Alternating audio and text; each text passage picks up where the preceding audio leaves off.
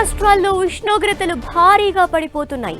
ఉష్ణోగ్రతలు తగ్గడంతో ప్రజలు చలికి వణికిపోతున్నారు. ఆంధ్రప్రదేశ్లోని మన్యం జిల్లాలోని 11 మండలాల్లో చలి పంజా విసురుతోంది. పాడేరు, అరకు, లంబసింగి ప్రాంతాల్లో భారీగా ఉష్ణోగ్రతలు నమోదవుతున్నాయి. అటు చింతపల్లిలో 11 డిగ్రీల ఉష్ణోగ్రత నమోదైంది. ఇటు మరోవైపు తెలంగాణలోనూ చలి విజృంభిస్తోంది. వారం రోజులుగా రాత్రిపూట ఉష్ణోగ్రతలు భారీగా పడిపోతున్నాయి. దీంతో చలి తీవ్రత పెరిగింది.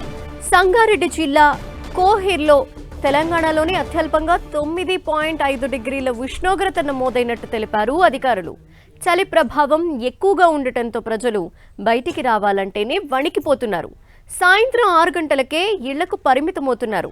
రాత్రిపూట ఉష్ణోగ్రతలు భారీగా తగ్గిపోవడంతో ముందు పరిస్థితులు తలుచుకుని భయాందోళనకు గురవుతున్నారు. అత్యవసరం అయితే తప్ప ప్రజలెవరూ బయటకు రావద్దని అధికారులు సూచిస్తున్నారు. చిన్నపిల్లలు, వృద్ధుల విషయంలో మరింత జాగ్రత్తగా ఉండాలని అధికారులు తెలిపారు. ప్రస్తుతం మనం మన్యం జిల్లాల్లో ఉన్న పరిస్థితిని చూస్తున్నాం. ఉష్ణోగ్రతలు భారీగా పడిపోతున్న నేపథ్యంలో చలి చంపేస్తోంది ఆ ప్రాంతాల్లో.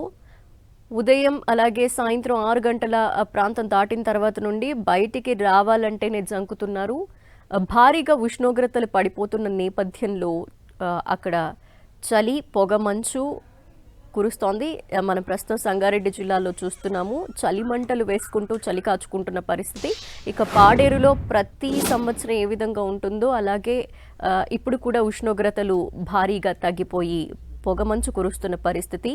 బయటికి రావాలంటేనే ప్రజలు జంకుతున్నారు, చలికి భయపడుతున్నారు. చింతపల్లిలో 11 డిగ్రీల ఉష్ణోగ్రత నమోదైంది.